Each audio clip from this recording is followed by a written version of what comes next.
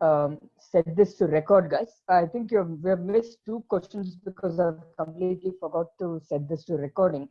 I will go through those two questions after the end of the whole session. After our stipulated time, I'll go through those two questions again to make sure you're going through the first two questions. So going off to this, you have first here a function which reads an integer n. So the moment an integer n is read, we're first checking if n is 0. If n is 0, only then we are printing 0. Otherwise, we are printing n. That means n is currently 5. Let us just print n. After printing n, I'm calling function of n minus minus. This is post decrement. Post decrement means first n value, whatever we have, will be sent back to function. Then n in this function will be reduced. So when n is sent back to this function again, will it be 5 or will it be 4? This is my question.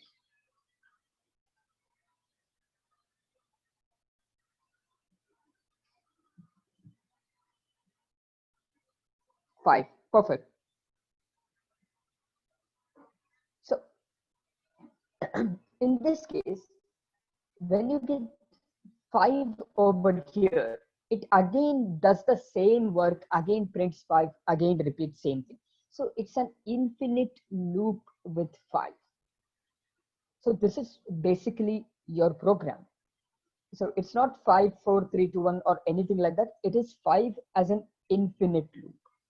So I hope everyone is clear with that one little concept. Now, similar to this, let me just write that output as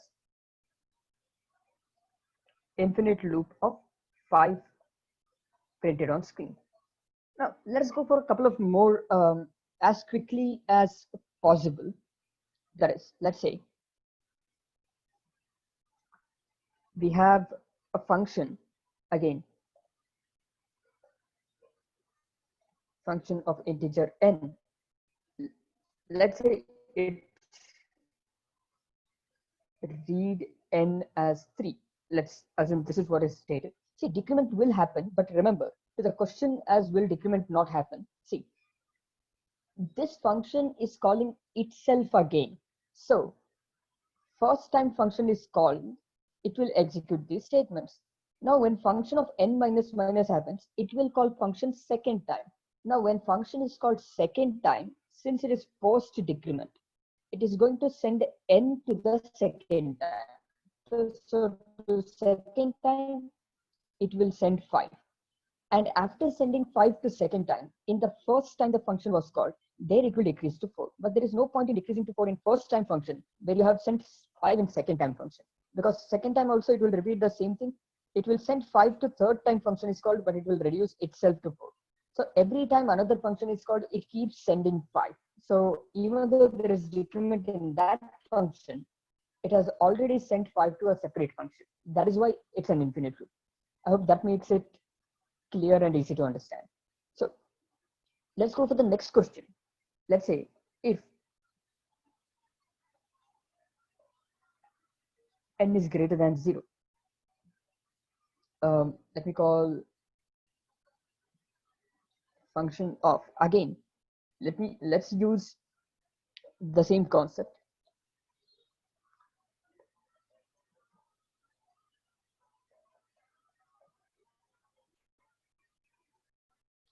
So this is what you have.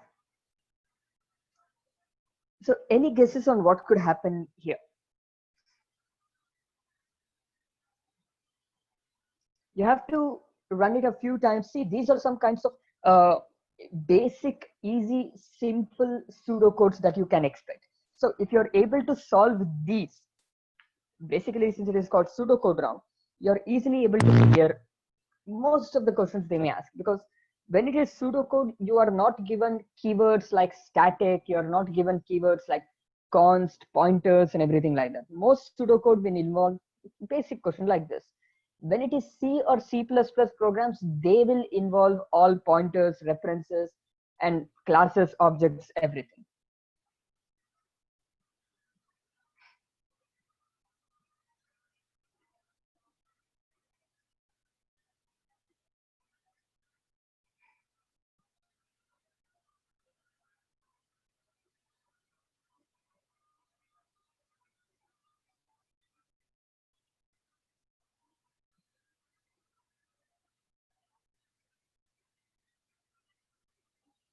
So we're getting one as no output, another one as 0, another one as just 1.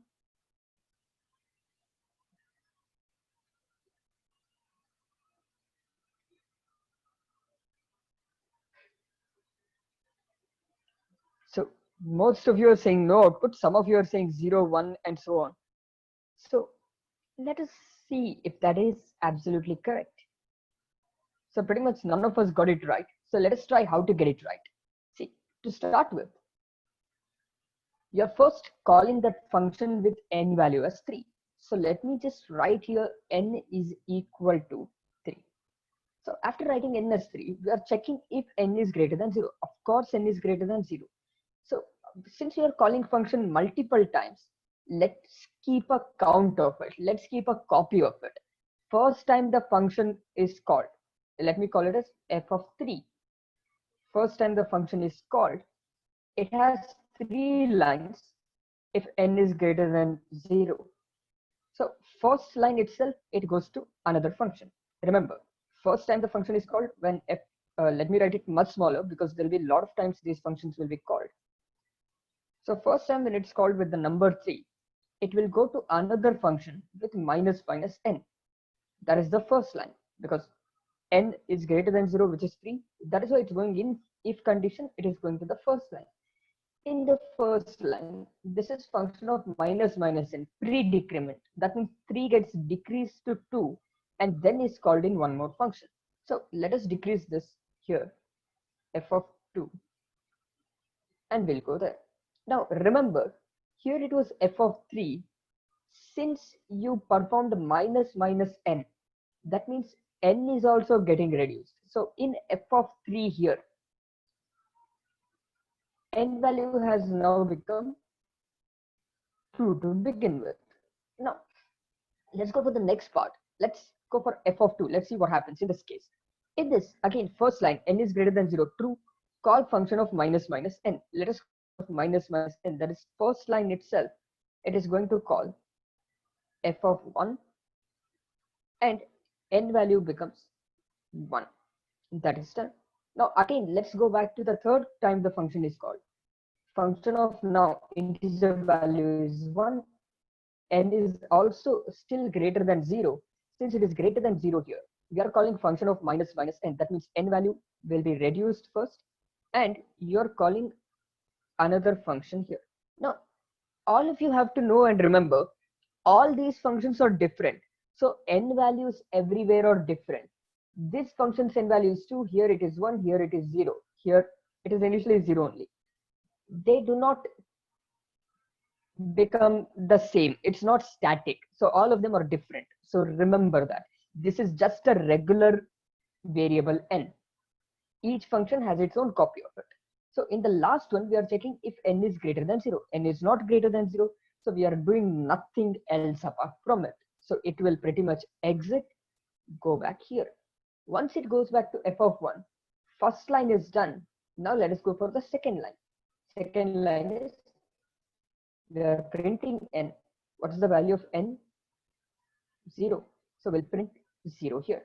After printing 0, we are calling, let me do the print function. Print function is done. After print function, after print function, we have printed 0. We are calling function of minus n again. So n value here, remember, it is 0. When you are calling function of minus n will reduce to minus 1. It will call function again as function of minus 1, which will not print anything because minus 1 is not greater than 0. So it will go back here. After coming back here, there's no other statement after this. So this function is also done. It will go back to function of 2. In function of 2, n was changed to 1. The reason n was changed to 1 was because integer was read as 2, that is function of 2. We called function of minus n, so n became 1. And then it went to the next function. So that is why n value is 1. So first statement is already executed. Let's go for second statement. When you go for second statement, you're printing n. So when you're printing n value is now 1. So 1 will be printed. That is done. After that, again, function of minus n. So n value is 1, make n as 0. Call now function of 0. When you call function of 0, there is again nothing that will happen when it is 0. So nothing will happen, and this function is also closed. It will go back now to the previous function that has called it, that is function of 3. Now here again, first statement is executed, function of minus minus n. Now let's go for the second statement. We are printing n. When you print n, value of n is 2. Let us print it. After printing 2, you are calling function of minus minus n again. That means let us reduce n value to 1. Let us call function of 1. Let me write it separately somewhere like over here. So if I call function of 1 again, now when we check if n is greater than 0, yes, it is greater than 0. Since it is greater than 0, it goes with an if condition, executes first statement, function of minus minus n. Minus minus n as in n becomes 0. After n becomes 0, it will go to, let's say, function of 0. We know in function of 0, nothing will execute because n is not greater than 0 then. So it will go back. When it goes back, the next statement is print n. So you're printing n, which is 0. After printing n, you again do function of minus minus n. N is 0. When you subtract it, again n will be minus 1. When n is minus 1, you go to function. Nothing will be printed because n is condition is n is greater than 0. So this is when you see output is 0, 1, 2, 0. This is how your basically this program works. 0, 1, 2, 0 is the output. Now, is this clear? I know we went through the function a lot of times. I hope you're able to easily understand this. So some questions may be slightly difficult to start with. Some questions may be slightly difficult to begin with. But I hope you're able to understand this.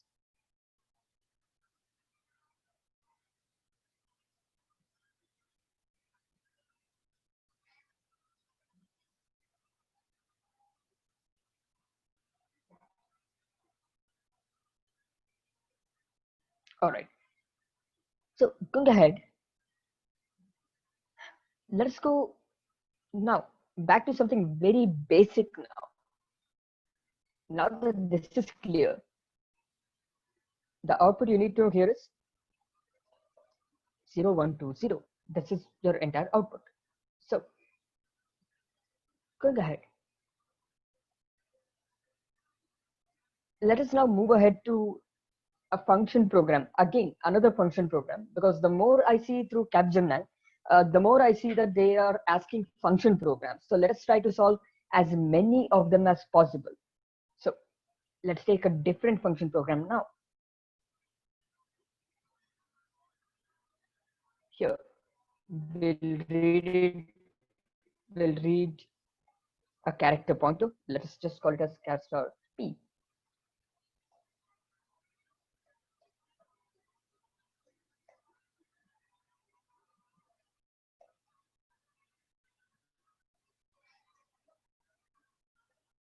This is supposed to be a very easy question, given this is based on basic concept of pointers, and these are some sort of questions you can always expect a lot.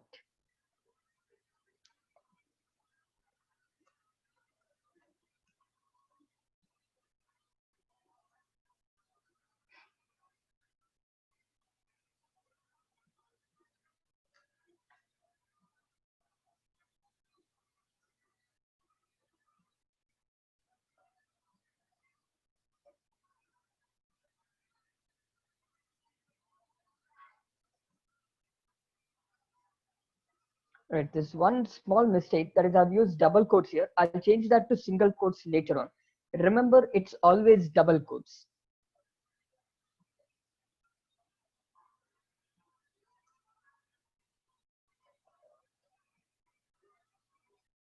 This is your entire program. Now I'll just change these double quotes to single quotes. By the time, just give this a try.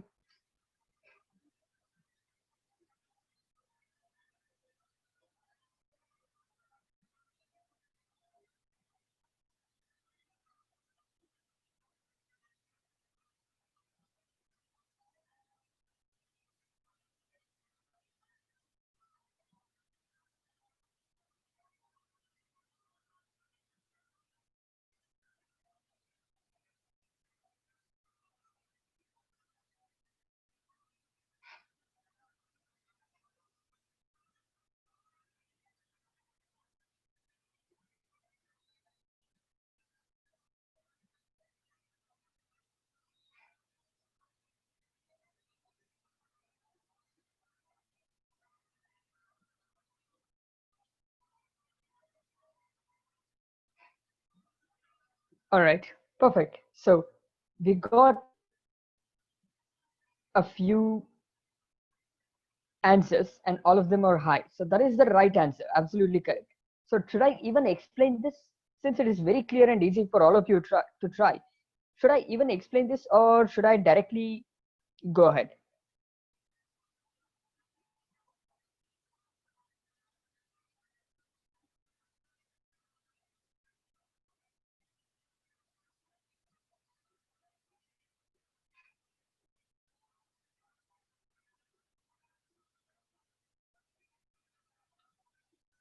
Okay, explain. All right. So let's just go through this. If so, so if you observe this, you have a character array called P, which has up to 50 characters, but I'll only write 0, 1, 2, 3 because those are the ones we are storing values in. And let's say their addresses are 10, 11, 12, 13 because we know they are all characters. They will only take 1 byte space. So here's what they are storing. They're storing E, H, I, E. Now, P of 0, 1, 2, 3 are storing EHIE. This part is done. We are sending to function address of P of 0. Address of P of 0 is 10. So we are sending 10 over here to function, which is read as a character pointer P. So in function, we have a character pointer P, which points to address 10. So let me write it as P equals 10. Now I'm increasing P value. When I increase the P value, first thing it does is it will go to increase it. So this is an address. Of course, P is storing an address. When you increase it, it will increase the size by 1 because remember, whenever you are adding 1 to an address, it must be multiplied by size of the data type. Size of the data type of char is 2. So it gets multiplied by, sorry, size of data type of char is 1. So it gets multiplied by 1. 10 plus 1 into 1 is 11. So you're getting P increased to be 11. Then you're printing star P. Star P is value within 11, that is H. After you print H, then again you're increasing P. So P again becomes again 11 plus 1 into 1, it becomes 12. So after that, you're printing star P again. That is supposed to be I. So your output will just be high. So this is your entire output.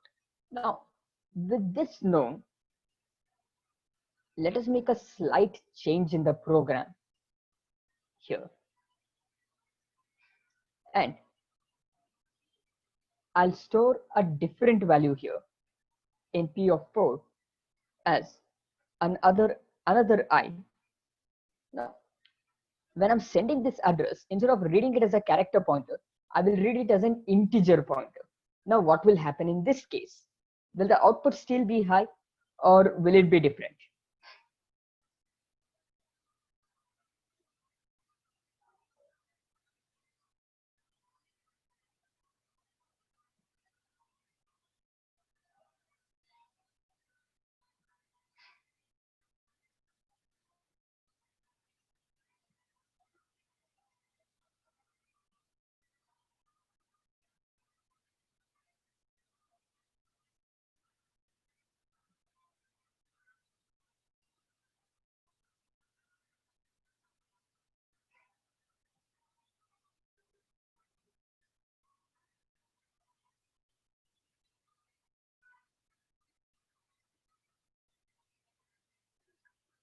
All right, so what will be the exact answer? That is what I'm looking for.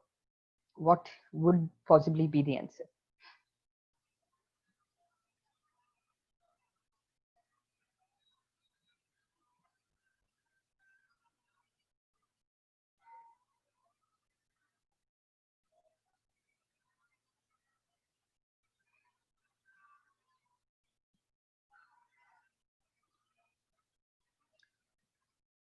All right, so let us try. I'm getting different answers from everyone. So let us compile this. If you do execute this, first up, you're getting a warning saying, hey, it's a different kind of pointer. You can't store it like this. So here in this, whatever a dot out is, let's just delete this to show you that this works as it is. If I compile and execute, it pretty much says I am. Now, why is the output I am? Now remember, this compiler is a 32-bit compiler, not a 16-bit compiler. Since this is a 32-bit compiler, I have I here for as 14. Now, since this is a 32-bit compiler, let me move this over. Let's say this is better. This is now int star. Now, wherever you're sending the starting address, that is supposed to be 10, is sent here as 10, but you're reading it as an integer pointer. Remember, you need to know what kind of pointer this is if you're adding a value to it. Since this is an integer pointer, whenever you're increasing it, that is p plus plus, it is same as p equals p plus 1. So p plus 1 here gives you the value of p is, let's say, 10. 10 plus 1. If it's a 16-bit compiler, it gets multiplied by 2. I'll go with the answer of 16-bit compiler first. It gets multiplied by 2. That's going to become 12. So it will print whatever is in 12. But in our case, since this is a 32-bit or 64-bit compiler, it gets multiplied by 4 because size of int is 4 here. But since we work through 32-bit compilers, generally, let us multiply by 2. It gives me 12. And I'm going off to print whatever is in 12, that is I. Now, after that is done, now p value is 12. Again, once it goes to the next p plus plus, again it increases by 2 instead of 1. So it's going to go to 14 and print I. So in this case, output is supposed to be I, because you're converting this character pointer into an integer pointer. That is the basic thing you need to know. So is that clear? Why the output is I? Why is the output is 2 times I? So why is the pointer becoming int? See, let me write it here. If I write something like int star p equals some address of a. Now, this pointer is of type int. So since this pointer is of type int, it does not matter whether you're storing address of a character, address of a float, address of anything. Since this pointer is of type int, whenever you're adding anything, or since this pointer is of type int, whenever you're storing an address and you're increasing this pointer value like p plus plus, it will not be multiplied by the size of this data type. See, if I say here, this is int star p equals address of a, and let's say a is a character variable. So just because it's a character variable, whenever you're increasing p plus plus, it does not mean it will go to that character variable and say, okay, I'm storing character inside my address, so I'm going to increase my p value by 1. That's not what it does. What it does instead is it takes p, whatever is the address in it. It remembers only the data type of the pointer. Data type of the pointer is int. So when you're adding plus 1, it gets multiplied by 2 by default. This is exactly what happens. Now, is this clear?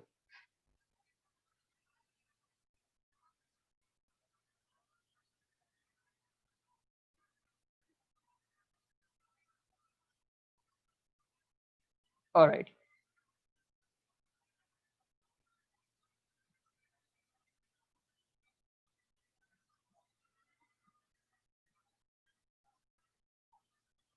So let us go ahead from here and back to our, okay, but see here, okay, see, this is the image of the previous example. Here in this code, I have changed it. This is just the image of previous example itself. I've used it. I haven't taken another screenshot. So that is why it still shows cat here. But in the code, I have changed it to int. In the code, if you change it to short int, it will jump 2 bytes at a time. So that is when it will jump to I, and then next time it will jump to E. You will get exactly I followed by I.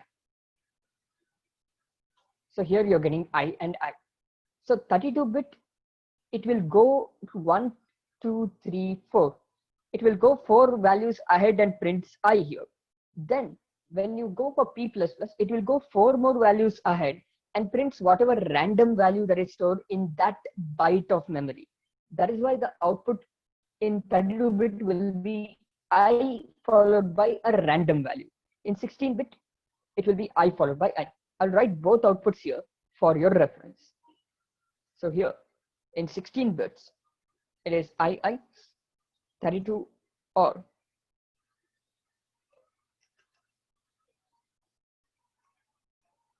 (32 bits), output is I followed by a garbage value. Yeah. So I hope this is very clear. So let us now go ahead of this again to a few other functions. See, I mostly expect a lot of function programs to be asked. That's why instead of going through more of C++, I'm focusing more on this today. As I've gone through CoCubes as well, along with some previous Capgemini concepts, there's a lot of such basic pseudocode questions, which can either be asked as pseudocode or as functions in C. So I just want to go through these basic concepts more to begin with. So let's just take one more such function. Let me just take it as int fun of, let's give int I. So I have a question in those sort of options. What is the, if it is, generally, the reason that it came up to be garbage value is because this system is 32-bit compiler. Generally, they will only give you questions based on 16-bit compiler. But since here it is 32-bit compiler, you got a different value. But know that it's always 16-bit compiler by default. But if it is something like this, they will say I space garbage value or I followed by garbage value. This will be an option similar. Or if it is, it could be none of the above, and they will give you some other options above. It could be anything like that. Purely depends on the interviewer. So let us go back to this. Let's say we return I plus plus. Let me use brackets for it. Over here,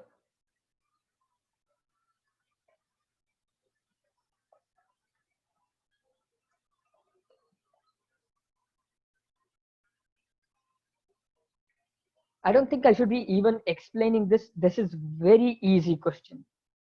I really don't think I should explain it. So let me know what could be the output.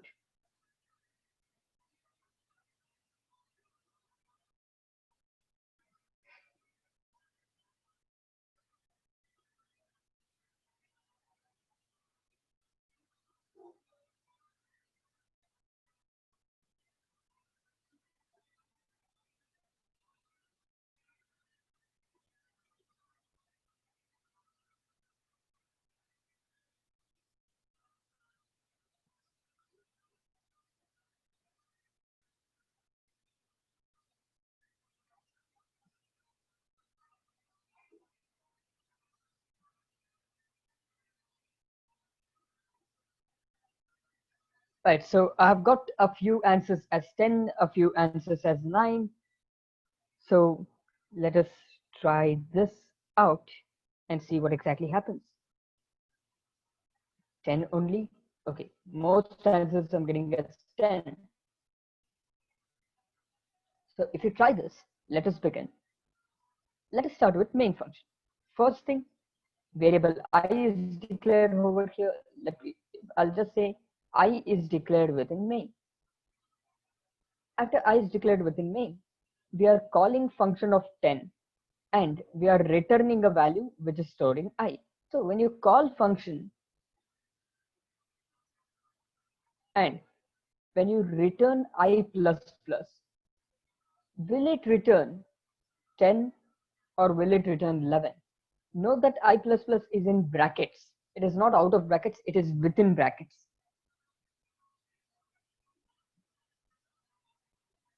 Always it sends the value as it is and only then it increments. Absolutely correct. So here it sends the value 10 and then it performs the increment, whether it's in bracket or not. So if you observe this and remember that whether it is brackets or not, it's going to send the same value 10. Then you will know that after sending 10, here I value will be 10. And all that you're doing here is just printing pre-incremented, sorry, pre-decremented value of I. You're going to decrement it to become 9 and you're just printing it as 9. That is the whole scenario. So this is your whole case. Just remember, it prints 9 and not 10. So simple program, output is 9. So let's now move back to a different pseudocode now. Here,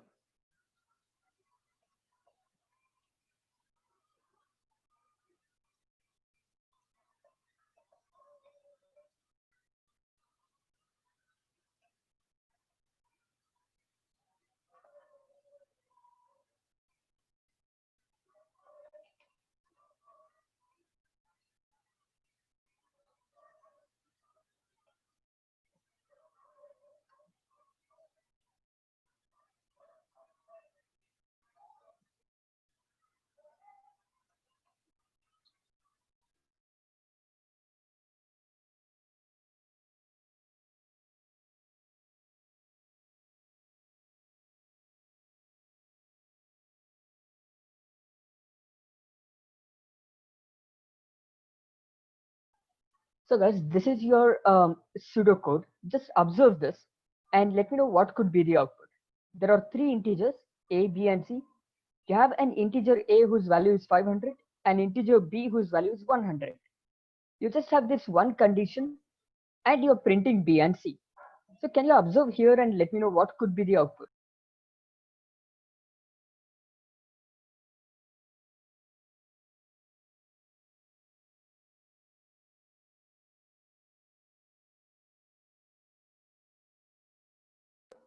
I'm getting a few answers as 100 and 200. Okay, so that is pretty much perfect. So I don't think we need to go through these basic concepts a lot, given that we know the answers will be 100 and 200. So if you try going through this, you'll be able to see first, we are declaring three variables a, b, and c. The value of a is 500, the value of b is 100. So all we are doing here is checking if not a is greater than or equal to 400. Now here, when you perform not a greater than or equal to 400, what could possibly happen? Will not a execute first or will a greater than or equal to 400 execute first? Which one will execute first?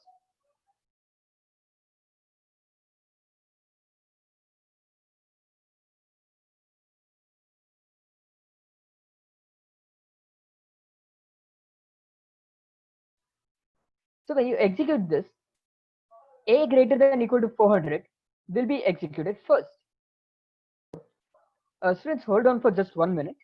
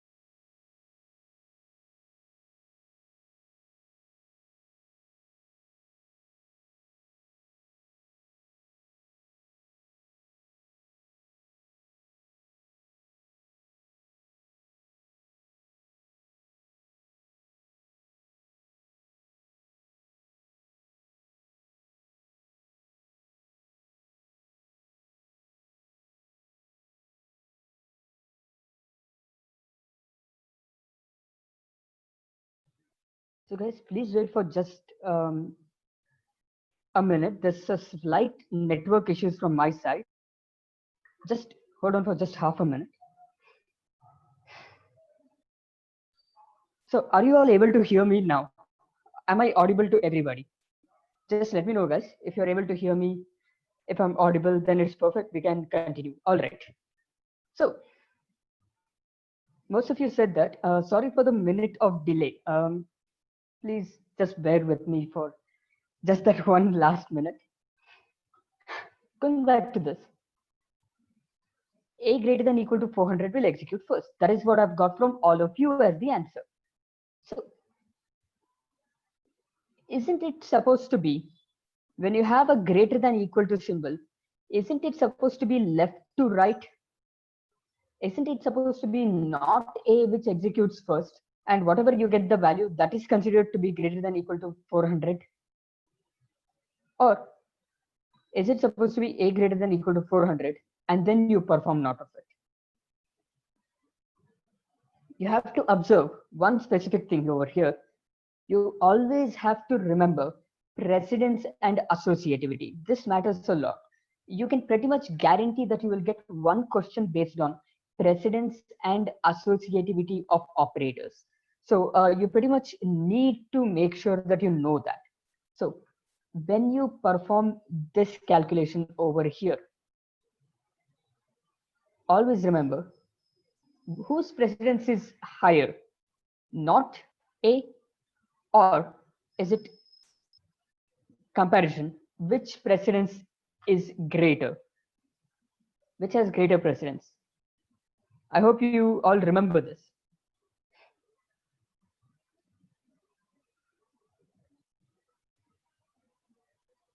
So one thing you should always know, unary operators have the highest precedence. First thing, you should always know this, unary operators always have the highest precedence.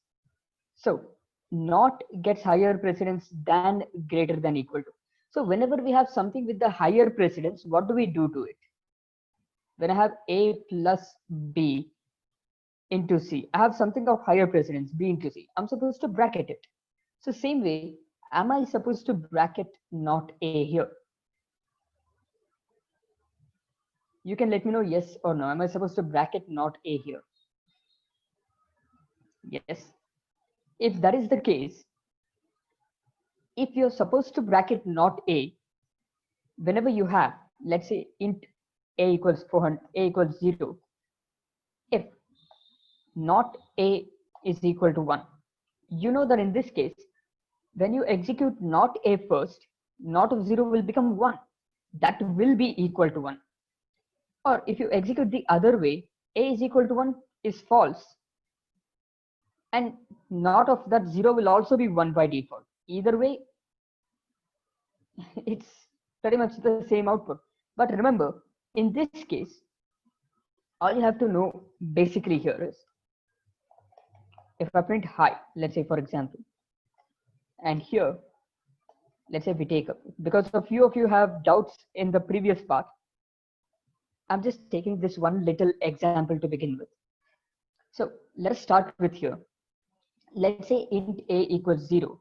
All we are doing is if not A double equal to 1. So in first case, as most of you said initially, A equal to 1 gets bracketed. In that case, A is equal to 1 is false. That becomes 0. Not of 0 becomes 1. When it is 1, it will go to printing hi. Now, on the second case scenario, when you're performing not A is equal to 1, if left-hand side performs first, not A is not 0. Not 0 again becomes 1 is equal to 1. Even then, you're going pretty much to print hi itself. So in this case, either way you're printing hi. So this will not help much. So let us take the opposite of this as 1. Now, if I make this 1, for example, let's say we make it as 1. Now, if you execute the brackets first, A double equal to 1, it is true, result is 1, not of 1 will become 0. Now, on the other hand, if you take not A, which is not of 1, that will also become 0. 0 is equal to 1 is false, so you're pretty much storing the 0 value. But To understand this, even though the output for both cases remain the same, always remember whichever has higher precedence will always be bracketed first. Here, not A has higher precedence. That will be bracketed first. So not A means not A will be 0, 0 double equals to 1 is false. So it goes to else. Same way, in this case, not A is executed first, not of 500 is 0. But remember, not A does not mean you're storing the result 0 back in A. It does not store the result back. So just checking temporarily. 0 greater than equal to 400 is false. So B equal to 300 will never execute. It will go to directly C equals 200. And here you're printing B, printing C. So this was an easy case because whether you do the first case or second case, output was the same. But one thing you should always know and remember is which has higher precedence, because if you miss out on such cases, you may go very wrong in a few interview questions. I'll give you one more example of where you will need to know these things. Let's say A or B, let us assume I'll take something like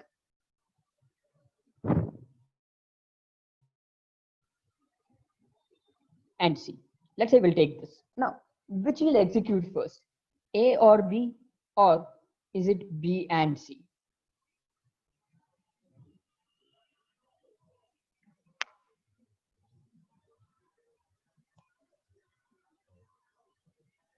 If you know precedence of operators, this becomes easy.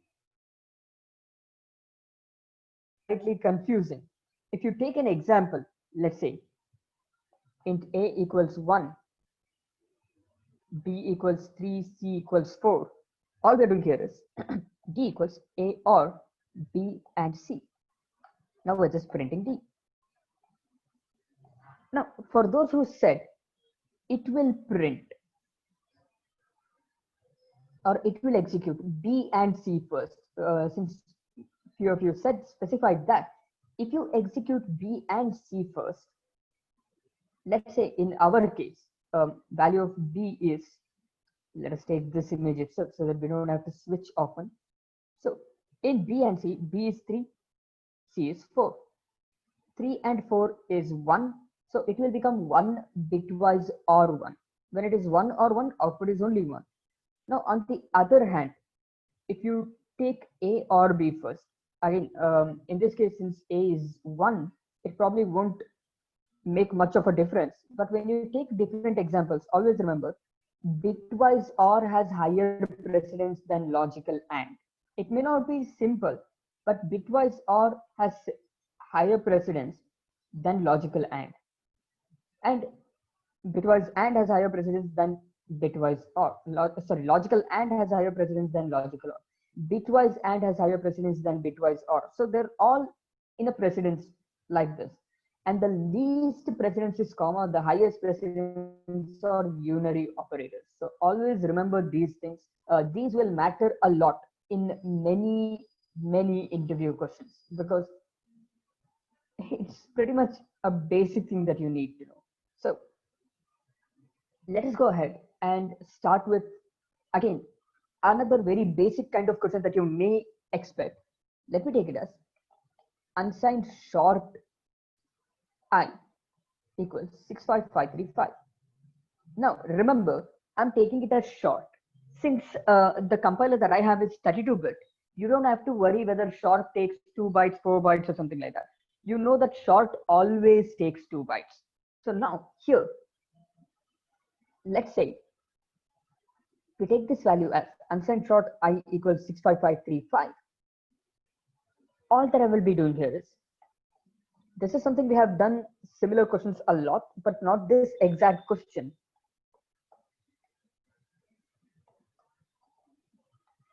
I think I did not copy the previous code. Yeah. Output here, as most of you suggested, it is 100 and 200, because this if condition does not execute. It directly goes to next statement C equals 300. Sorry, C equals 200. So output is 100 and 200 is absolutely correct. So let us go to the next part. So here, This is pretty much the whole code. Now, what possibly happens here?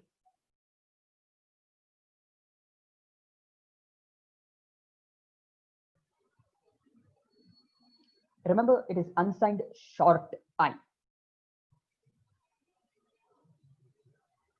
That means it takes only 2 bytes. Short, remember.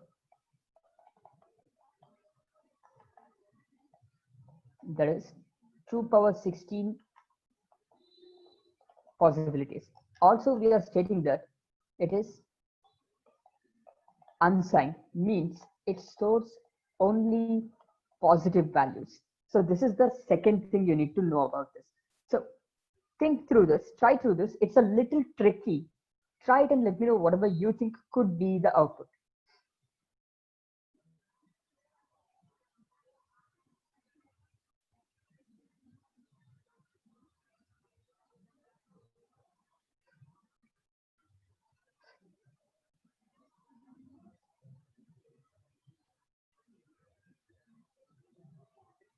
Any guesses, any answers, any possible options?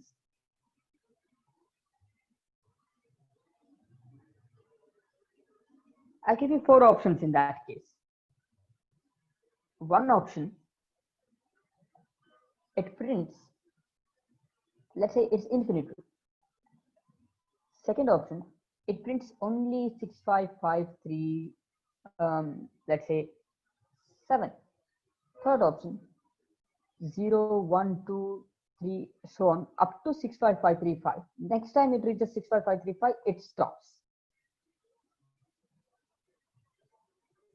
Then 4, let's say none of the above. Or let's say 5, 0, 1, 2, 3, and so on. Up to, it starts going through 32,767 and it starts reducing to minus 32768, then minus 32767, and so on, up to -1 and 0. Pick your option out of these 5. I want to know which one do you think works.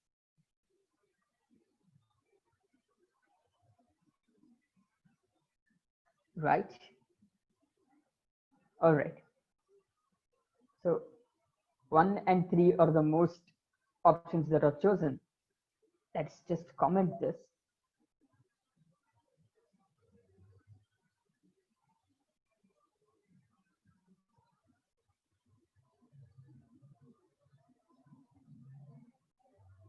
All right, perfect. So let's execute this as quickly as possible and see what exactly happens. So it's not stopping anywhere. And if you observe, this loop is infinite. The reason it is infinite is because, let's say we printed as %d/n.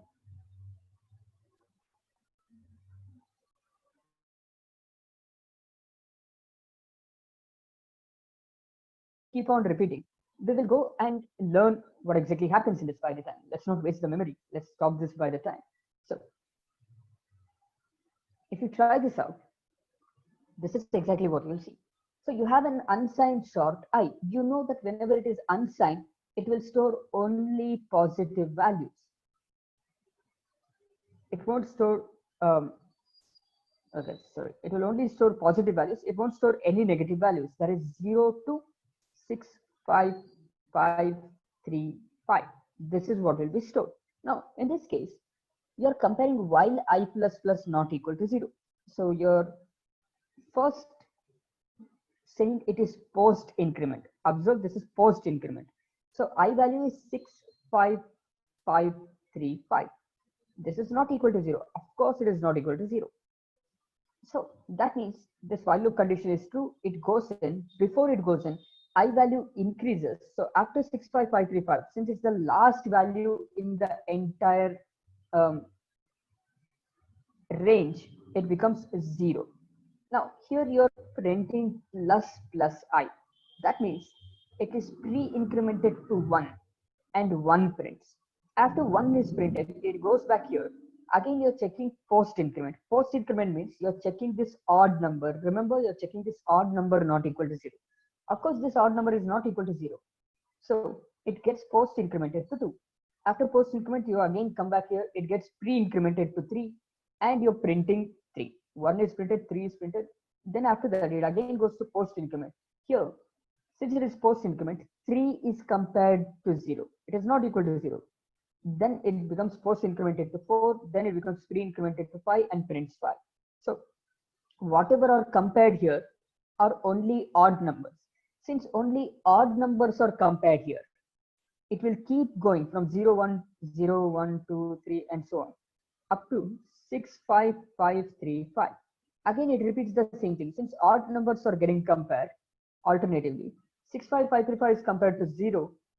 It's not 0, so it gets into 0.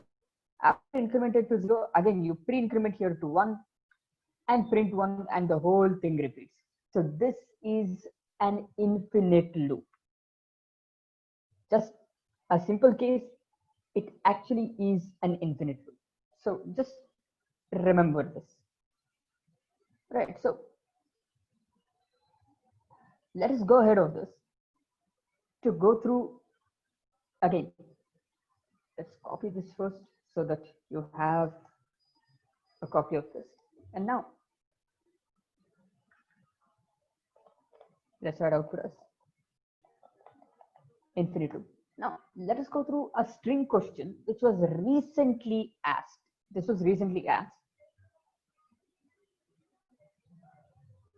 We'll take this as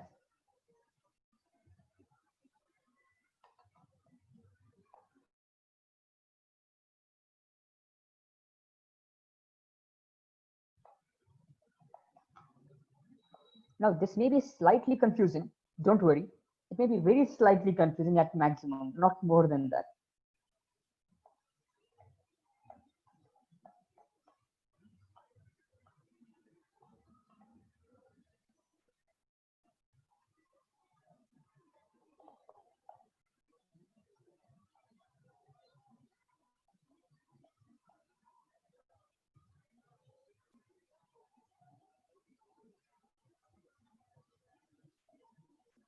Right, perfect. So now in the main function, let us create an array of characters. That is a double pointer of characters. That is, in other words, an array of string, however you want to call it.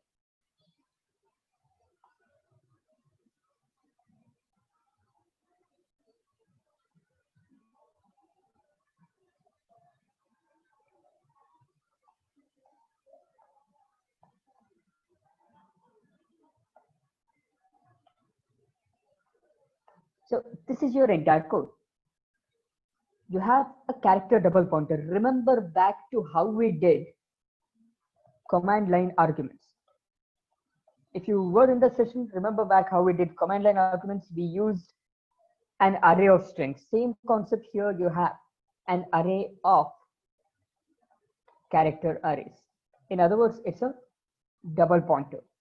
So since it's a double pointer, when you're sending it, you have to receive it as a double pointer. So that's not an error. I'll just show you by compiling this, by saving this first. There's no error in this. It compiles perfectly. So if you observe this, can you let me know what could possibly happen? Now, again, since this is 32-bit, 64-bit, I'll take this as size of shortened to make it clear, so that it becomes 2 bytes, because you want to execute this in a compiler that is 16-bit.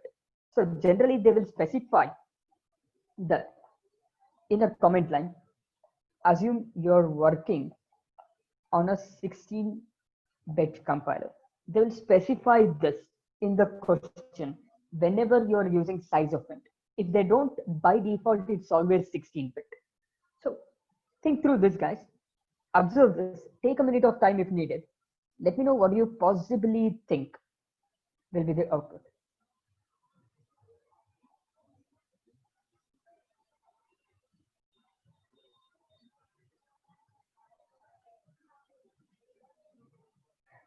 Take a minute if required. You can let me know.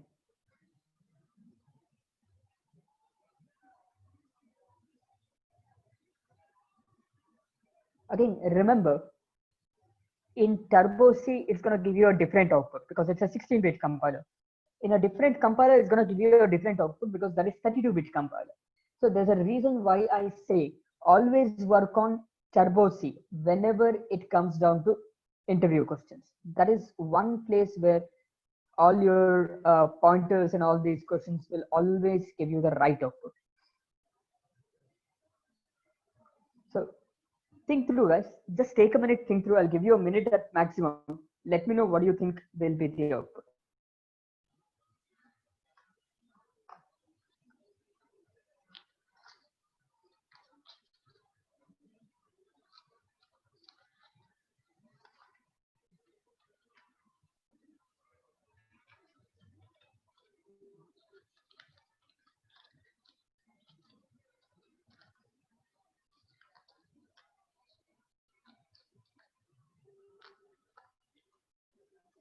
So no answers, no answers at all. Do you want me to directly solve it?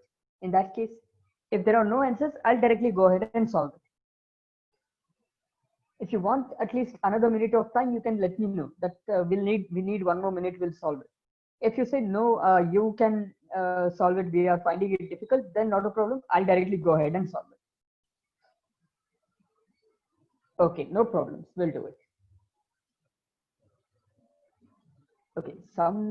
Okay, most of you, are finding it too difficult. Don't worry, we'll go through this. So let's start from here. Let me move the chat window, let's say over to the bottom left corner here. Okay. Now, here you have this character double pointer array. So you have ARGB. Okay, double pointers are a bit confusing. All right, not to worry. Observe this. You have ARGB. Can I say ARGB of 0 is equal to high? Similarly, ARGB of 1 is equal to he. Can I start saying like this? This is index 0 of ARGB. This is index 1 of ARGB. This is index 2 of ARGB. This is index 3 of ARGB. Since it's a character, since it's an array of character arrays, since it's double pointer, first you have an array. This array will store not characters, strings, and each string will have its own index. If I access ARGB of 0, it will print the first string high. If I access ARGB of 0, it will print the first character h. This point is clear, I hope, to everybody. If I print ARGB of 3, it will print me, which is a string. If I print ARGB of 3 of 1, it will go to index 1 in that string, which is E that will be printed. Is this clear to everybody? Before I go ahead, is this clear? Yes, perfect. So let us try writing this here, something like index 0, 1, 2, 3. This is what you have. Hi. And he, we, and me. So let me just put it out. Can I say all of these are stored in continuous memory location? My next question to understand this. Can I say all of these are stored in continuous memory location? Yes or no, you let me know. If I can say they're stored in continuous memory location, then you can say yes. If I can't, you can say no. Yes, perfect. So first, let us print the first thing, that is high. See, if it is all in continuous memory location, I can say if this is starting from address 100, this will be starting from address 102. This will be starting from address 104. This will be starting from address 108. Because there are 2 characters in each, it takes exactly 2 bytes. This is what I will assume. Now, let us go here. We are sending ARGB to function. What is ARGB?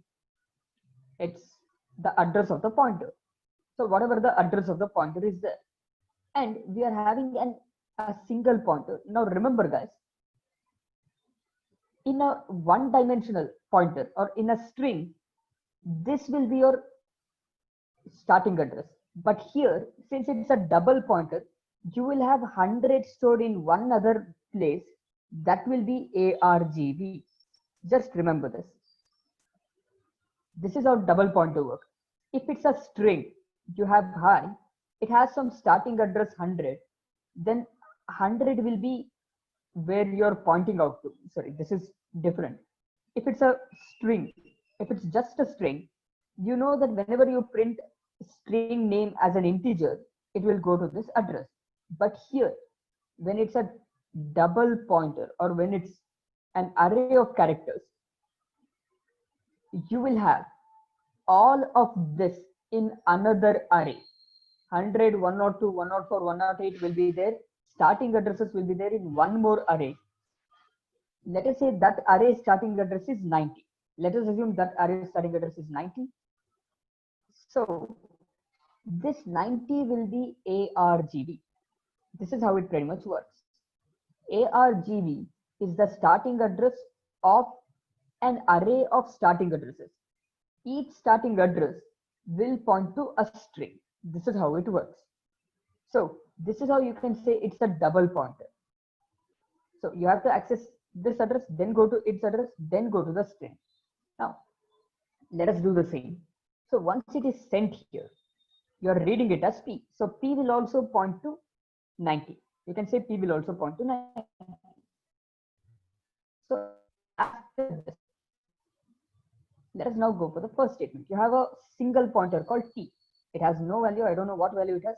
It's a single pointer called T. Now in this, the first thing you're doing is having something like P plus equals size of int.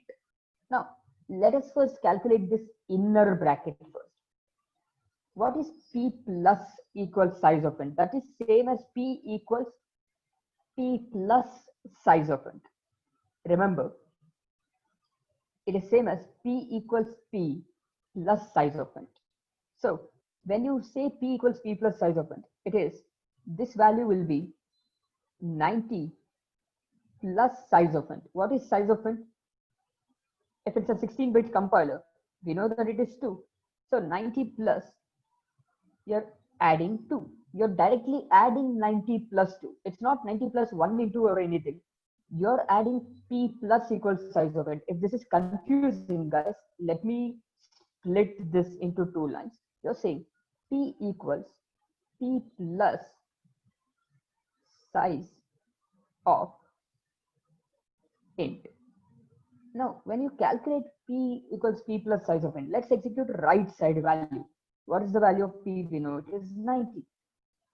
So I'm going to take this as 90 plus, what is size of int? We know it is 2. Now I'm adding a number to this. I'm adding a number to this. So whenever I'm adding, should I multiply this with anything? Should I multiply this with anything? This is my first question. We know it is P plus size of int. Should I multiply it by 2, 3, 4, anything? Or should I just multiply it by 1? What number should I multiply it by? Observe what type of pointer is P. It's character. Since it is character, whenever you're adding number address, it will be multiplied by 1 by default. So it will essentially be 90 plus 2 itself. Same thing. So 90 plus 2 will give you 92. Now, here's what's happening. When you do this, you need to observe one more thing. You're then accessing an index of -1 here. First, you're taking this address. After taking this address, you're then accessing index -1. So remember back as to what happens in -1. If it is 90 of -1, can I say it is same as star of whatever that new value came, 92 -1? Can I say this? Okay, I have some audio issues. Are you guys able to hear me now? One of you said that I have My voice is breaking. Is everyone able to hear me? Or okay, you're able to hear me. Perfect. So observe this, guys. Let's get back to this. So first, execute whatever is within bracket. Now, when you execute whatever is within bracket, p will get increased by the size of int. Now, there is a small thing you need to always note. P is not just a character pointer. P is a character double pointer. So when you increase this with size of int, it gets increased. After it gets increased, essentially, let's assume this becomes 92. Then you have 92 of -1. See, when you access -1, it is going one index behind. Always remember, one index behind doesn't, again, it is just going to be star of 92 minus 1. This is essentially how it goes. So here, when you access star of, okay, I took 90. This is a problem. Guys, please observe one small mistake over here. Let me just replace it. See, just to understand this, you need to observe one more concept which I did not state earlier. Let me do that so it is very clear for you. See, whenever you have an integer array, let me compare it with an integer array for you to be clear with very quickly. If you have 10, 20, 30, 40, 50, and so on, you know that whatever is the starting address, that will be stored as the array name. Now, when you have a double pointer, I don't think I've explained this to most of you. When you have a double pointer, let's say you have something like int 0 of 0, int 0 comma 1, int 1 comma 0, int 1 comma 1. Let's say it is 2 into 2 matrix. In 2 into 2 matrix, whatever is the address that is stored here, let's say you're storing 1, 2, 3, 4. The starting address of this is 100. The starting address of this is, let's say, 104. So these two starting addresses are stored somewhere else as a separate array. That starting address, whatever is the starting address of where 100 is stored, that is going to be your array name. So same way comes here. You have, let me scroll down. Yes, this starting address, all of the starting addresses are stored in a separate array. That starting address, wherever it is stored, that is specified over here. Now, first thing, you're adding size of int to it. That means you're pretty much adding p plus 2.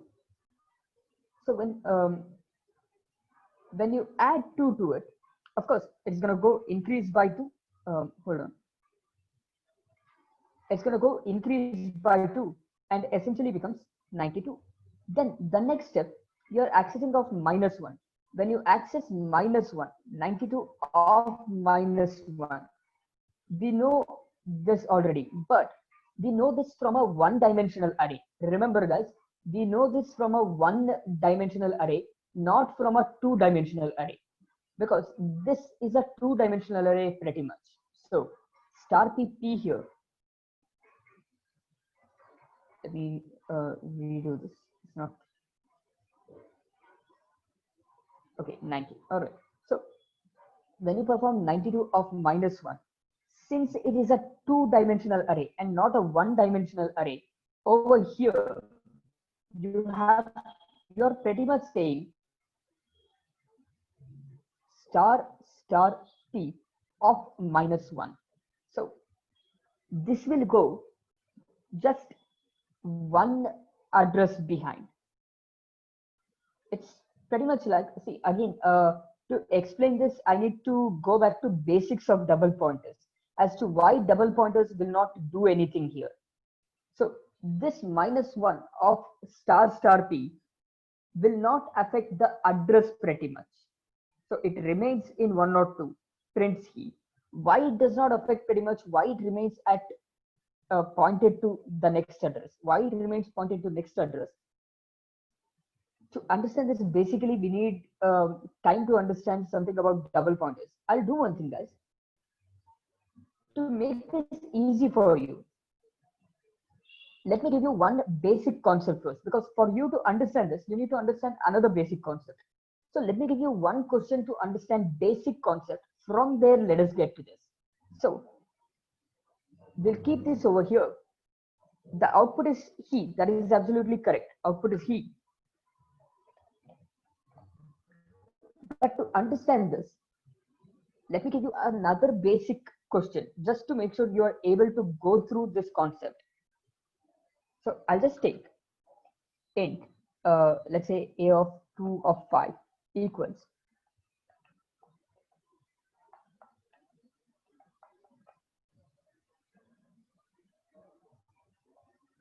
And all that we are doing here is just printing.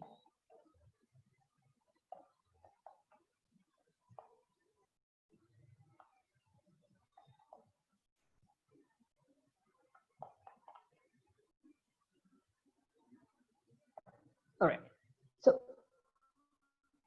before we understand how to solve this, first you guys need to know how to solve this, how to access indices in an array. Now, the reason I'm taking integer first is because if I directly take strings, in each address, you're having two more addresses. Once you keep on going to these two addresses, you'll start getting confused whether I'm accessing this address, whether I'm accessing this address, or whether I'm accessing this address, because there are three different addresses.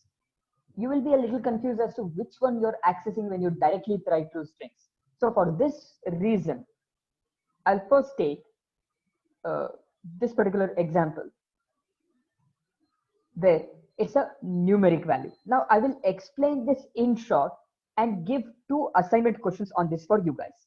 Explain this in very short and give two assignment questions for you guys. I need you guys to try it out, and based on whatever you think is the result of it, we will then solve this in the next session. But before that, you guys need to know this. Just remember, whenever you have an array like this, don't start to think like, see, in this we started writing like this. If we write like this, we can't understand how it works. It does not work like this exactly. It works like this. Hi, he, we, me are all stored in continuous memory locations like this. Think of it like this. When you are able to understand they're stored in continuous memory location, you will forget that they are strings. You'll just think they are characters stored next to each other. This is how we need to solve it. If you try like this, it won't help out. So if I try explaining like this, it will become too difficult for you. So that is why, instead, let me go for this. Think of this. You have 1, 2, 3, 4, 5, 6, 7, 8, 9, and let's take one more value, 10. Now, just basic concept you need to know about double pointers is, remember, all of these are stored in continuous memory location: 100, 102, 104, 106, 108, 110, 12, 14, 16, and 18. Now, this means you have two arrays of 5 elements. The first 5 elements are of array 0. Second 5 elements are of an array called A of 1. And you have one more separate array called A, which stores starting address of A of 0 and starting address of A of 1. Remember this, A is an array which stores starting address of A of 0 and starting address of A of 1. This may be slightly complicated, but I want you to try this out as a small assignment today. I will share the answer to this in the groups tomorrow morning if you find it difficult. So just remember, A is an array. Okay, I can't redo. All right, that's the problem. So A is an array which stores starting address of A of 0 and starting address of A of 1. So A is an array which has 2 elements. Each of these elements is another array which has 5 elements. This is how you get the concept of A of 2 of 5. A is an array which has 2 elements. Each of those 2 elements are arrays which has 5 elements each. This is why you get 2 into 5, total 10 elements. So if I print just A of 0, it will print starting address of this array, starting address of A of 0. If I print just A of 1, it will print starting address of this array. is this basic concept clear? Before we go for this, let me ask you, is this basic concept clear? Because if I start directly this with string and I put up like double quotes hi and b and everything, that becomes more complicated. I want to explain this in the simplest way first. If you are able to understand this, you know that if I print a, you will get whatever the address that is there, which stores this array. If you print star a, you get value within a, which is a of 0. If you print star star a, you know that first it will go to star a, value within a is a of 0. Then it will go within a of 0. First value is 1. So star star a will print the first value. Is that concept clear to everyone? Is it clear why star star a prints the first value? Because it's a double pointer, two-dimensional array. Is this first clear? Okay, it is clear. Now that this is clear, all I want you guys to try out is, what will happen if I print this? Just think about what will happen if you print this. This will be your small assignment question that I will give now. Let me check the number of brackets. Of course, it is correct. So this is your small assignment that I'm just giving you now. I want you to try this first. Try and understand what will happen in this case. If you're able to understand this, then we will solve this, because I don't want to complicate things too much to begin with. Let us keep this as it is. I'll just share the link for this like the previous session.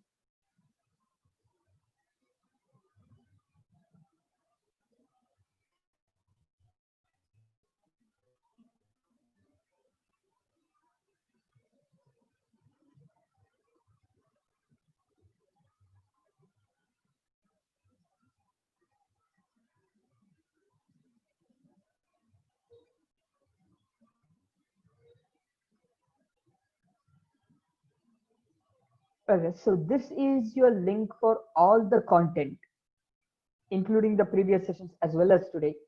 All I want you guys to do is try out this particular program and let me know the answer by tomorrow morning in your group. If you can do that, I will share a couple more questions for you to solve, by which we will be able to solve, because I don't want to start with this directly, because I understood a few of you said it was too confusing when I took strings directly. If I want to divide them, I first have to divide these into characters and write them in continuous memory location and then explain. So to understand that, you first need to understand this. So give this a try, guys. We will begin with this tomorrow. Can you guys try this? Let me know the answer to this either in the group by tomorrow or tonight. Whoever answers it correctly, I'll just respond right there that it is correct. So can you guys just try this one thing today?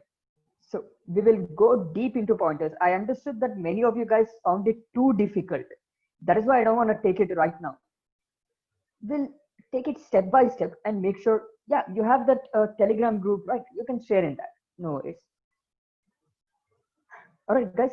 Well, can you please give your WhatsApp? See, you can use the Telegram group. I think it is better because I do have just one personal number and I generally reserve it. So it's better with the Telegram group. All right, guys. So anybody who's not there in the group, please make sure you guys just take, how do I say, the same link from your friends. I'll share my professional mail ID of the same in this. All right, I'll share the PDF files as well in the group. I'll do that right away, don't worry. This year, previous years, whatever I have together, I'll share them as a PDF to you in the groups in just a little while now. Right, so make sure you guys give this a try, guys. Please give this a try. If you need, take a screenshot of this if you want. If it is confusing, this may not help too much to begin with now. If you want, just take a screenshot of this. A stores an array like this, and each of these array has 5 elements, and all of them are stored together in continuous memory location. I know it's a complete scribble, but at least it will help you understand how exactly this looks like. So we'll stop here, guys. We'll begin tomorrow, and tomorrow, since this was confusing to you guys, I will take more questions of this type. until you guys are pretty much clear with this. And then I will move to method overriding, virtual functions, and everything, all those interview questions. All right, guys, we'll catch up tomorrow. Again, happy festivities. Have a good night, guys.